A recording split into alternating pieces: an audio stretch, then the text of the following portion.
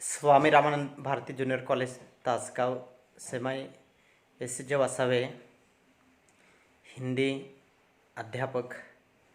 मैं आप सबका तह दिल से स्वागत करता हूं। आज हम फ्यूचर लेखन डॉक्टर बीना शर्मा द्वारा लिखित पाठ के बारे में जानकारी प्राप्त करेंगे।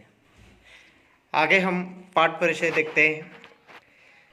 लेखिका का परिचय। डॉक्टर बीना शर्मा जी का जन्म 20 अक्टूबर 1959 को उत्तर प्रदेश के आगरा जिले में हुआ। आप लेखिका एवं कवित्री के रूप में चर्चित हैं। हिंदी शिक्षा क्षेत्र और विदेशी विद्यार्थियों के लिए आपके द्वारा किया गया कार्य उल्लेखनीय माना जाता है। आपका लेखन शिक्षा क्षेत्र भारतीय संस्कृति से प्रेरित है। श्री विमर्श तथा समसामयिक विषय पर आपका लेखन विशेष परिचित है। भारतीय संस्कारों और जीवन मूल्यों के प्रति आपका साहित्य आग्रह रहा है। लेखन कार्य के साथ साथ आप सामाजिक कर्तव्य के प्रति भी जागरूकता का निर्वाह करती है। वर्तमान में आप केंद्रीय हिंदी संस्थान आगरा में आचार्य एवं कुल सचिव के पद पर आसीन है। लेखिका की प्रमुख कृतियाँ: हिंदी शिक्षण, अंतर्राष्ट्रीय परिप्रेक्ष्य, भारतीय सांस्कृतिक प्रतीक आदि। लेखिका की कहानी के बारे में मत: कहानी में संश्लिष्टता तत्व होने के कारण पढ़ने में शिथिलता नहीं आती। जीवन के अनुभव संक्षेप में अवगत हो जाते हैं। कम पात्र द्वारा जीवन का बृहद पट रखना कहानी की विशेषताएं है। गागर में सागर भरना वाली कहावत कहानी पर चरितार्थ होती है। कहानी में जीवन के किसी एक प्रसंग अथवा अंश का उद्घाटन रहता है। इस प्रकार से लेखिका का परिचय हमने देखा। आगे हम पाठ परिचय देखते हैं। यह फ्यूचर लेखन की प्रस्तुति कहानी के माध्यम से की गई है। फ्यूचर लेखन पत्रकारिता क्षेत्र का मुख्य आधार स्तंभ बन गया है। फ्यूचर का मुख्य कार्य किसी विषय का सजीव वर्णन पाठक के सम्मुख रखना होता है। प्रस्तुत पाठ में फ्यूचर लेखिका स्नेहा के माध्यम से फ्यूचर लेखन का स्वरूप, उसकी विशेषता, प्रकार आदि पर प्रकाश डाला गया है। साथ ही लेखिका ने इस तथ्य को हमारे सामने रखा है कि फ्यूचर लेखन का क्षेत्र रोजगार का माध्यम बन सकता है तथा समाज के सम्मुख सच्चाई का दर्पण रख सकता है। इस प्रकार से हमने पाठ परिचय देखा है। हम आगे पाठ की तरफ बढ़ते हैं। फ्यूचर लेखन को अंग्रेजी शब्द में फ्यूचर के पर्याय के तौर पर फ्यूचर कहा जाता है। हिंदी में फ्यूचर के लिए रूपक शब्द का प्रयोग किया जाता है, लेकिन फ्यूचर के लिए हिंदी में प्रायः फ्यूचर शब्द का ही प्रयोग होता है। फ्यूचर का सामान्य अर्थ होता है किसी प्रकरण संबंधी विषय पर प्रकाशित आलेख है, लेकिन यह लेख संपादकीय पृष्ठ पर प्रकाशित होने वाले विवेचनात्मक लेखों की तरह समीक्षात्मक लेख नहीं होता। फ्यूचर समाचार पत्र में प्रकाशित होने वाली किसी विशेष घटना, व्यक्ति, जीव जंतु, तीज त्यौहार, दिन, स्थान, प्रकृति, परिवेश से संबंधित व्यक्तिगत अनुभूतियों पर आधारित वह विशिष्ट आलेख होता है जो कल्पनाशीलता और सृजनात्मक कौशल के साथ मनोरंजक और आकर्षक शैली में प्रस्तुत किया जाता है। अर्थात फ्यूचर किसी रोचक विषय पर मनोरंजक ढंग से लिखा गया विशिष्ट आलेख होता है। लेखिका का मानना है कि फ्यूचर समाचार पत्र में जैसे कि घटना, व्यक्तिगत जीवन, जंतु, तीज त्यौहार, दिन, स्थान, प्रकृति, परिवेश आदि बातों को विशेष घटना के रूप में जो लिखा जाता है उसी को विशिष्ट आलेख के रूप में लेखिका ने स्वीकार किया है। लेखिका कहती है कि फ्यूचर लेखन में कल्पनाशीलता और सृजनात्मक कौशल के साथ मनोरंजक और आकर्षक शैली में प्रस्तुत होने वाली नई बातें होती है, उसी को मनोरंजक ढंग से प्रस्तुत किया जाने वाला आलेख होता है। ऐसा उनका मानना है। आगे फ्यूचर लेखन के प्रकार: 1. व्यक्तिपरक फ्यूचर, 2. सूचनात्मक फ्यूचर, 3. विवरणात्मक फ्यूचर, 4. विश्लेषणात्मक फ्यूचर और 5. साक्षात्कार फ्यूचर और 6. विज्ञापन फ्यूचर। इस प्रकार से फ्यूचर लेखन के प्रकार। व्यक्तिपरक फ्यूचर किसी इंसान को लेकर या उनकी व्यक्तिगत जानकारी लिखी जाती है, उसी को व्यक्तिपरक फ्यूचर कहा जाता है। अनेक क्षेत्रों से जो सफलता पाने वाले उस इंसान की या उस प्रसिद्ध व्यक्ति की जानकारी विशेष लेख के लिए या फ्यूचर के स्तर पर जो जानकारी लिखी जाती है, उसी को व्यक्तिगत परक फ्यूचर लेखन कहते हैं। 2. सूचनात्मक फ्यूचर लेखन समाज को जागरूक कराने के लिए या समाज के लोगों को सूचित करने के लिए, संकेत देने के लिए जो समाचार पत्रों में सूचनात्मक फ्यूचर लेखन होते हैं, जैसे कि कोई आने वाले मौसम के लिए जानकारी या लोगों को जागरूक कराना है, या उदाहरण के स्तर पर तेज़ बारिश या नदी के किनारे बसने वाले लोगों को वहाँ पर पहले से ही संकेत दिया जाता है कि आने वाले समय में मौसम खराब हो सकता है, तेज़ बारिश हो सकती है, उसी के चलते आपको सावधानी बरतनी है। तो इस प्रकार से सूचनात्मक फ्यूचर लेखन लिखे जाते हैं। विवरणात्मक फ्यूचर लेखन में किसी घटना का उनका स्थल, काल, समय, जो अनेक बातों को ध्यान में रखकर किसी फ्यूचर को शुरू से लेकर अंत तक जो सलगता के जरिए जो लिखा जाता है, उसी को विवरणात्मक फ्यूचर लेखन कहते हैं। विश्लेषणात्मक फ्यूचर लेखन किसी घटना की विशेषता को ध्यान में रखकर उसके विस्तार से विश्लेषण किया जाता है, उसी को विश्लेषणात्मक फ्यूचर लेखन कहते हैं। आगे साक्षात्कार फ्यूचर लेखन। साक्षात्कार फ्यूचर लेखन इस प्रकार के होते हैं कि किसी क्षेत्र से प्रसिद्ध या सफल इंसान की मुलाकात ली जाती है। इसमें एक मुलाकात लेने वाला और एक मुलाकात देने वाला, दोनों का वहाँ पर परिचय या उनकी विस्तार से जो जानकारी दी जाती है या लिखी जाती है, उसी को साक्षात्कार फ्यूचर लेखन कहते हैं। आगे विज्ञापन फ्यूचर लेखन। विज्ञापन फ्यूचर लेखन, विज्ञापन का अर्थ होता है जाहिरात, यानी कि समाचार पत्र में जो जाहिरात देने वाले जो अनेक चित्रफित लेख होते हैं, उसी को विज्ञापन फ्यूचर लेखन कहा जाता है।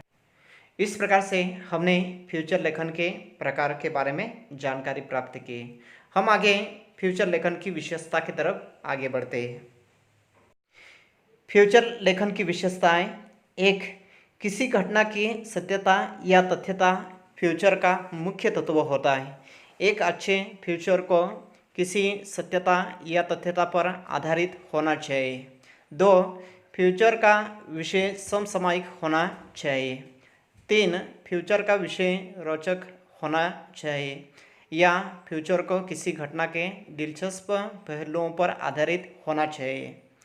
4. फ्यूचर को शुरू से लेकर अंत तक मनोरंजक शैली में लिखा जाना चाहिए। 5.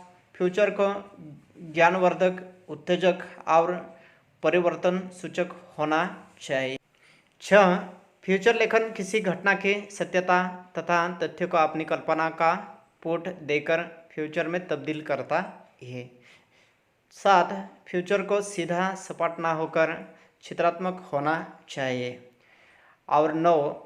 फ्यूचर की भाषा सरल, सहज और स्पष्ट होने के साथ साथ कलात्मक और बिंबात्मक होनी। फ्यूचर लेखन की प्रक्रिया: 1. विषय का चयन, 2. सामग्री का संकलन, 3. फ्यूचर योजनाएं। उसके हम विस्तार से जानकारी प्राप्त करते हैं। 1. विषय का चयन। किसी भी फ्यूचर की सफलता इस बात पर निर्भर करती है कि वह कितना रोचक, ज्ञानवर्धक यानी कि ज्ञान देने वाला और उत्प्रेरित करने वाला। इसलिए फ्यूचर का विषय समयानुकूल, प्रासंगिक और समसामयिक होना चाहिए। अर्थात फ्यूचर का विषय ऐसा होना चाहिए जो लोक रुचि का हो, लोक मानव को छुए, पाठक में जिज्ञासा जगाए और कोई नई जानकारी दे। इस प्रकार से फ्यूचर लेखन का विषय चुनना चाहिए, होना चाहिए। फ्यूचर लेखन की प्रक्रिया का दूसरा भाग सामग्री का संकलन।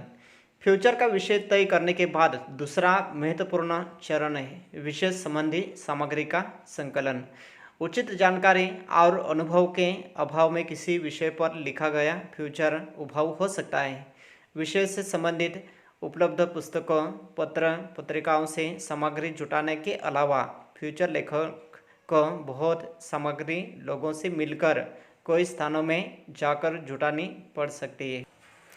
लेखिका का मानना है कि किसी सफल फ्यूचर लेखन को सफलता के स्तर पर लेकर जाने के लिए किसी लेखक को अपने अनुभव के अभाव में या जल्दबाज में कोई लेख नहीं लिखना चाहिए या उसकी जानकारी जुटाना नहीं चाहिए। अर्थात पुस्तकों के माध्यम से या पत्र पत्रिकाओं के माध्यम से जानकारी जुटाने के अलावा लेखिका कहती हैं कि उसी घटना पर जहां हम फ्यूचर लेखन लिख रहे हैं उसी घटना के बारे में हमें जानकारी वास्तविकता में जुटानी है। फ्यूचर की योजनाएं। फ्यूचर से संबंधित पर्याप्त जानकारी जुटा लेने के बाद फ्यूचर लिखने से पहले फ्यूचर का एक योजनाबद्ध क्रम बनाना चाहिए। यानी कि फ्यूचर लेखन के लिए हमें सबसे पहले प्रस्तावना और उसके बाद परिभाषा या विषय प्रतिपादन और उसके बाद विषय के प्रकार, उनके विश्लेषण और उसके बाद निष्कर्ष।